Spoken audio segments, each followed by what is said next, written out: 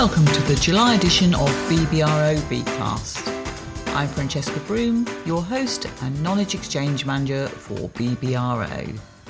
July has been a busy month for BBRO, with us hosting the 80th Congress of the International Institute of Sugar Beet Research, or IIRB. It was hosted in Cambridge with over 300 attendees from across the globe. There were 30 presentations and over 100 research posters. There was an awful lot going on. I caught up with some of the attendees to discuss the points of interest. Let's start with James Northern, NFU Sugar. So James, we've kicked off the IIRB Congress for this year, and 2026 is certainly in full flow, and you were one of the first to the platform, weren't you? I was, yes, in front of 300 scientists from across the world, talking about the history of sugar beet production in the UK, and I hope it went down well.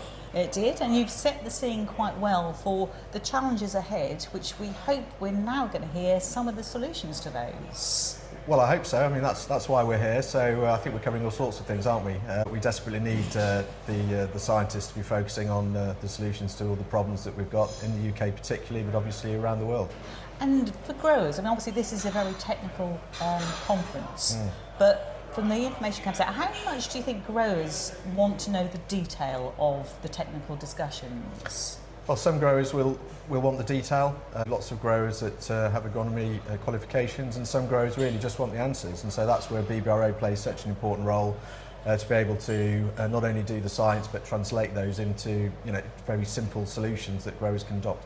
And that's very much what we're hoping to do today, to collect that information and make sure that growers get the best information that we possibly can give them. And I'm sure growers will look forward to receiving it.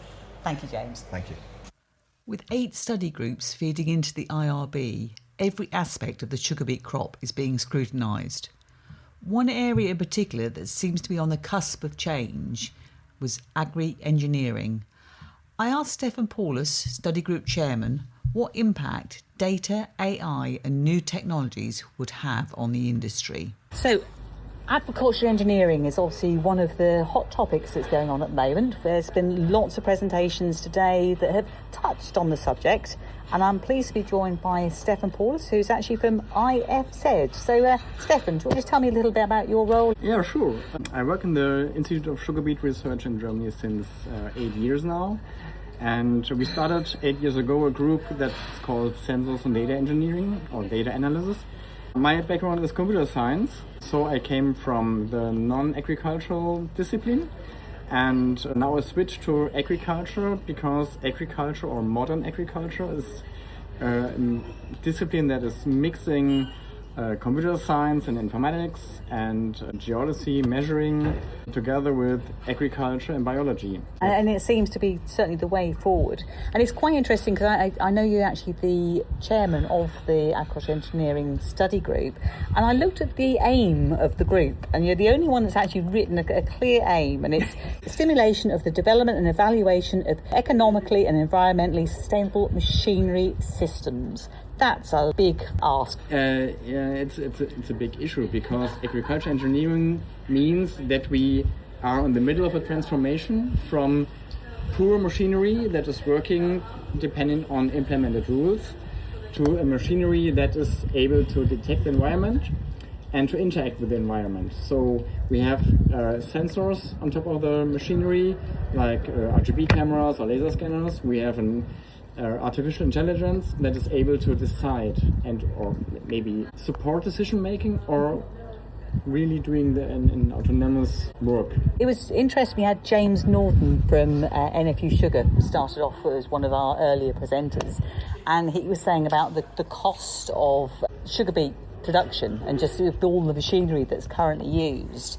Do you see that when we bring in robotics, more sensors, that we can actually amalgamate more? Integrating more, let's say, intelligence. And intelligence means sensors and the AI stuff brings more automatization. And in addition, it can automate jobs that the farmers actually don't want. Like, for example, the whole documentation stuff. It can be all automated. And this will be a big help. In addition, we are at the moment in the beginning of a, let's say, AI revolution. So a lot of things will change, and now there are a lot of things where we just have to evaluate and see if they work in future. So you will see a lot of, let's say, parts of a tree that come out now, but in 5 or 10 years you will see which of these parts will grow longer and which are not. Yeah. So how many other countries are involved in your work study group, or how many people? In my study group are people from different institutes from different countries, so from Denmark, from Germany, from France. I don't know, maybe 15, maybe. Yeah. So that's a lot of information coming in. And are you seeing us all looking at the same issues? Yeah, but in the moment we just rearranged the targets of the working group, because all this AI and sensor stuff comes into the game now, so we have to adjust what we aim at in future. Mm-hmm. And as my background is not machinery and not agriculture, but AI and sensors, so I come from a completely different direction, and that's, in my opinion, the most interesting part of the whole game, that people from a different discipline come together. They have the same idea of what we want to do in agriculture, but they have different backgrounds, and we have to connect. So we have to, the first step, learn another language, and the second step, bring our backgrounds together. So that makes it really interesting. And that's quite refreshing, because to have someone from external to agriculture initially, you'll see things very differently to someone who's been farming or been researching engineering for years. So good to see that mix between you, and can see it driving forward. So any big watch outs, anything we should really be taking a close look at the moment or waiting for? In my opinion, we have to be careful and evaluate all the new machinery, and when it's proven, the farmers can use it. But the proving step of AI is very difficult and not, let's say, a thing that you can do in 2 days. Yeah. So when we're not looking at a quick fix, but we are looking at some kind of, as you say, a revolution. I mean, using ChatGPT is quite easy, and there's no big hurdle. But to buy a machinery that costs 100 or 200,000 euro is a big step. So this has to be proven. And that AI, the learning that goes on, that takes a long while to get that behind. When you for example, check the reading robot market, you see a lot of robots that do the reading part autonomously, and they do driving autonomously. But the market is maybe not ready for it. When you see the eco-robotics company, they had a completely autonomous reading robot, and they switched back to autonomous reading machine that you put under behind your tractor. Right. Okay. So we go back from autonomous tractors to half autonomous machinery. Yeah. And that's the problem, because you have to adapt the new developments to the market. Yeah, and hopefully with you in the role, it sounds like we're going to be doing just that. So thank you very much for your time, Stefan. Yeah, you're welcome. Next, we catch up with Svenja Strauss, Secretary General for the IIRB and event organiser.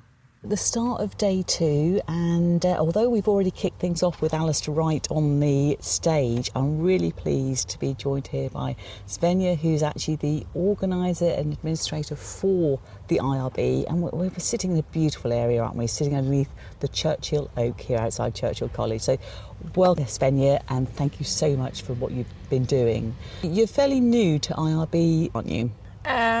Yes, more or less. I started 2 years ago in August 2024, and it's my first congress I had to organize, and I'm really pleased that I could do it with the BBRO team in collaboration, and also here in the UK.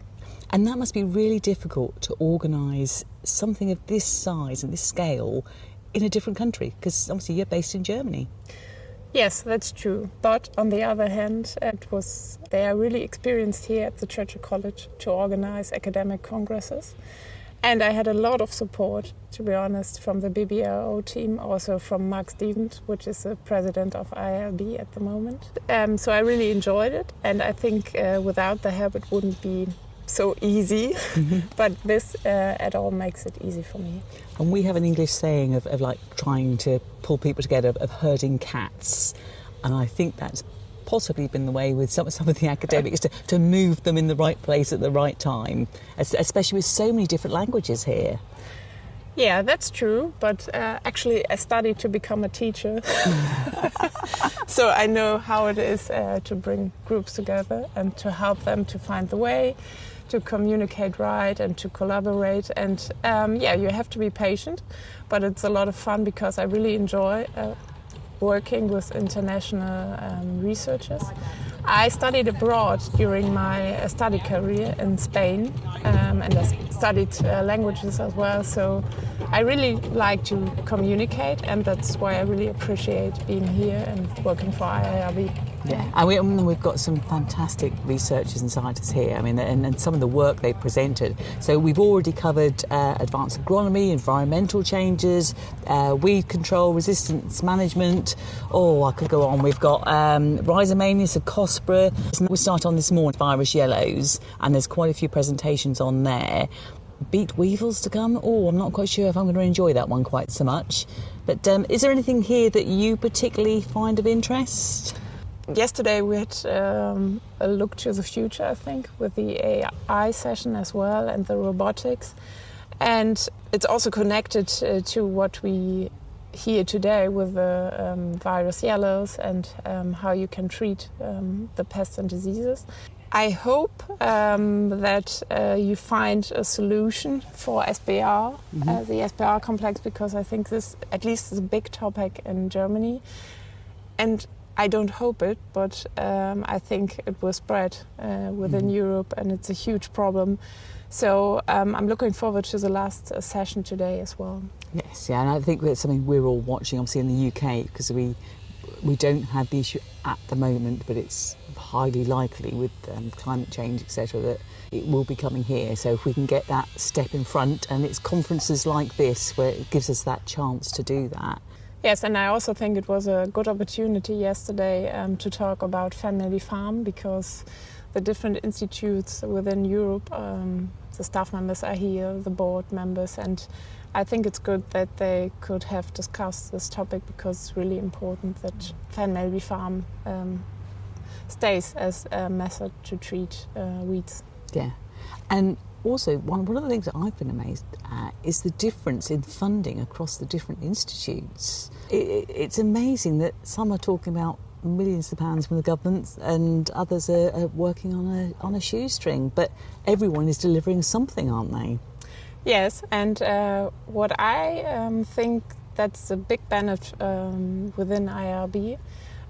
Institutes can collaborate with each other and try to find funding together, and so then they benefit from each other and from the funding they receive. We've still got a day to go, and then tomorrow we've got a study tour with all of the groups, so it's not quite finished, so hopefully tomorrow is BBRO's day and it should be a little bit more relaxed. So can I just say, on behalf of everybody here, a huge thank you to you for all you have done.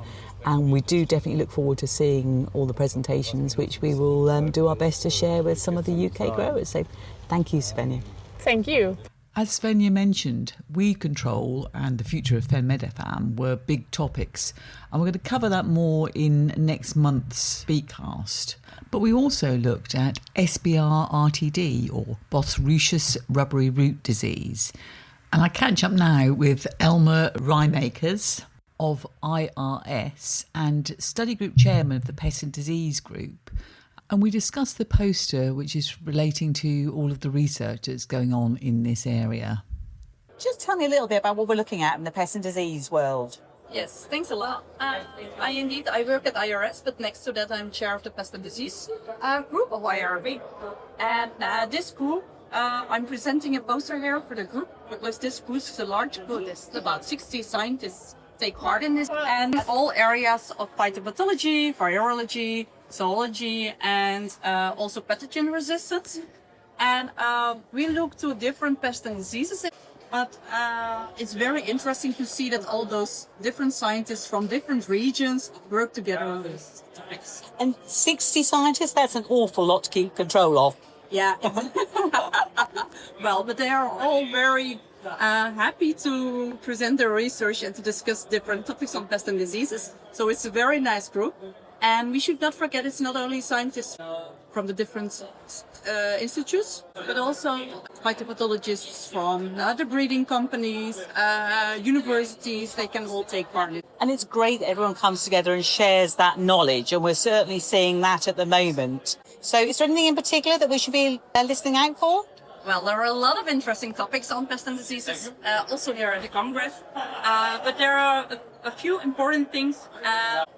If you take a look at with the blend pepper, it started in 1990 in France. Then it disappeared because the sugar factory was closed in that specific area. And it popped up about 2020 in Germany, where it's now getting a lot of trouble. Next to that, it's already a big problem in Eastern Europe for many years, where it's transmitting Phytoplasma solari, and that also gives a lot of yield losses, not only in sugar beet, but also in other crops. With all of the pest diseases, insects, and the issues that you see, do you find that they are spreading out across the whole of the globe, or is it isolated cases? When we take a look at insect pests like aphids, and they occur, of course, widespread all over the world. But if we take a look to virus yellows, they mainly occur in UK, France, Germany, the Netherlands, Belgium. Those are the most important countries. So it depends a little bit. But we see that more and more pests, also like, for example, the beet moth, is coming up to the northern part, where it results in more problems for farmers. And do you think that's related to the changes in climate, that Yes, these insects sure. are actually moving to places where, for them it's more beneficial, and maybe not for us in the sugar beet world? Yeah, it's definitely the case that climate change has an impact. Yeah. Well, thank you for your time. I'll look forward to catching you on the stage later on. Yeah, thank you very much. Thank you. Also from IRS, we catch up with Andre van Vallen from the Plant and Soil Group. So that's soil science, nutrition, agronomy and crop physiology. It also includes something very topical to us in the UK at the moment, and that's drought stress and irrigation. It's really nice to see you, Andre. You've just had the morning session, which were a number of presentations on the Plant and Soils Study Group, which I understand you chair.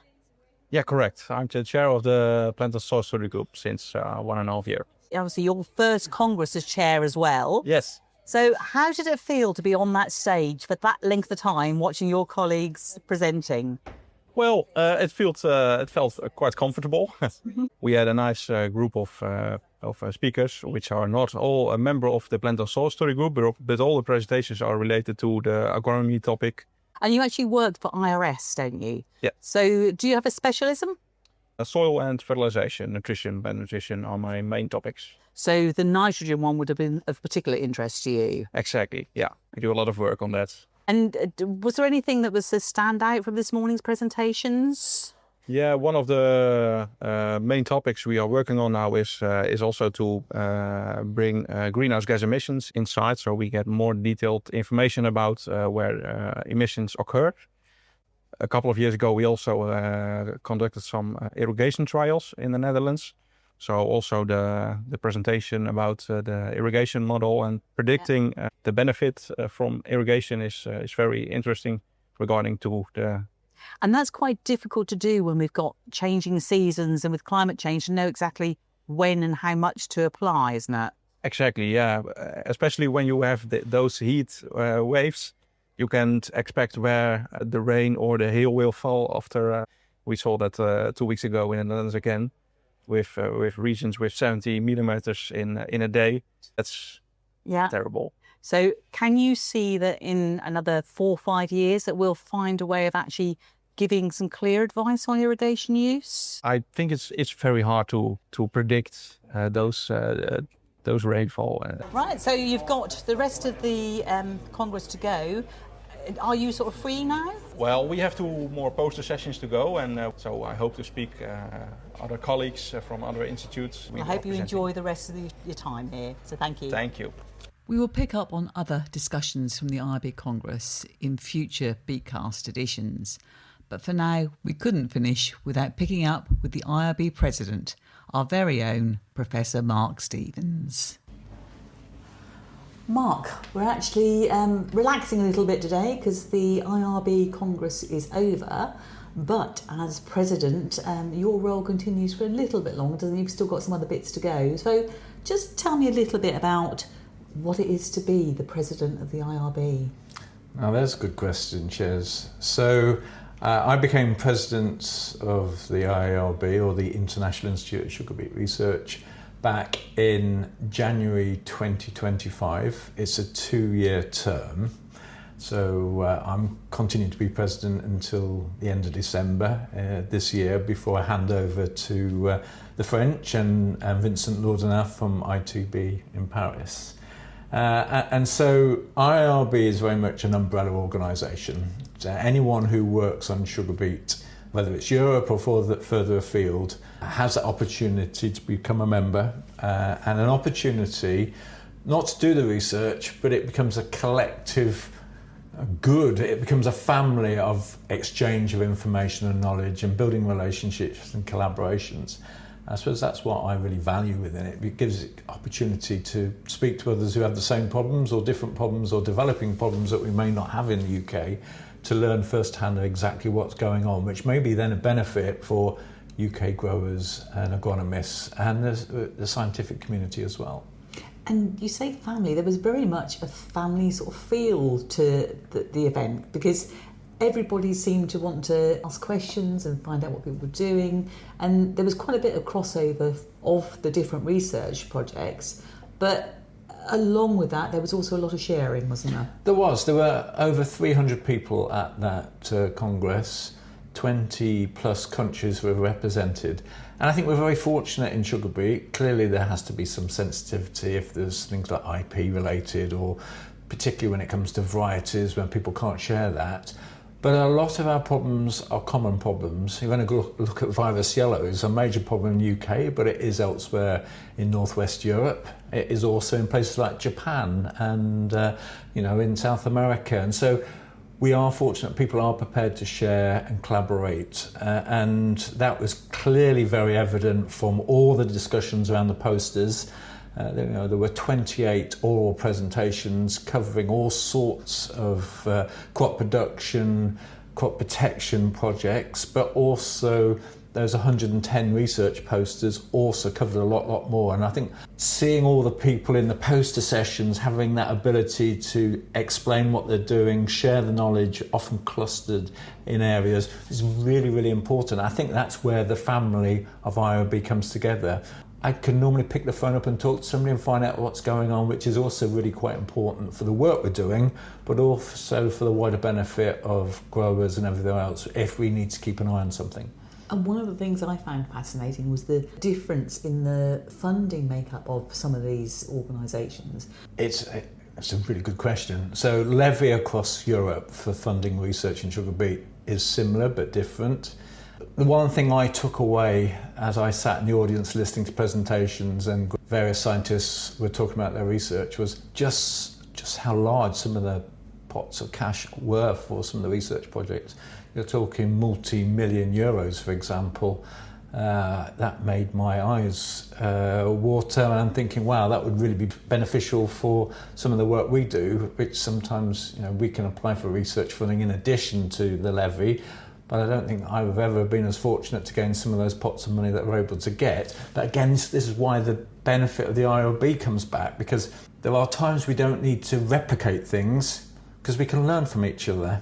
And then the IIRB family is sharing. So if the French or the Germans are working in detail in one area, that potentially has a benefit, and they are able to share. Because often that's a stipulation of the research funding coming from government in those specific countries. We then learn from it from the IIRB Congress or the study groups that we have as well.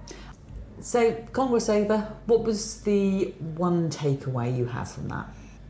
Can I have two? Yeah, go on. I'll let you. You know what it's. So I was particularly proud to see the BBRO team present the research that we're doing in the UK, and that it's the next generation forging away with some of the tools and technologies that have clearly evolved and developed. And that was reflected right across the board. There are lots of young people there with passion for sugar beet, great to see.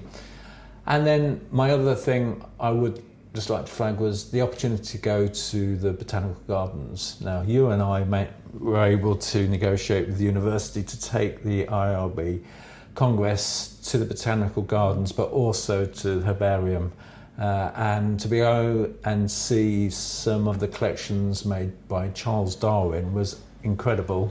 I'm very fortunate, and I do have a copy of The Origin of Species that I picked up in a second-hand bookshop just by chance, but to actually see his handwriting actually blew me away. So that was one of my special moments. Yeah, and for me too, there was, and a few of the people coming up did say that was a real goosebump moment to actually see that there. And I think everyone went away about the UK thinking that it doesn't rain here either, because I know it's probably flippant given that we were desperate for rain, but to have such a beautiful week that enabled widespread dialogue right through the Congress, over dinner, and just sitting next to the oak tree at Churchill College, Cambridge, planted by Sir Winston Churchill in 1959 into the late into the evening, was also particularly rewarding and great to see too. Yeah, and now it's back to the real work again. So yeah, and now it's trying to solve all the problems that we have, but taking on some of the knowledge that we learnt in the last week or so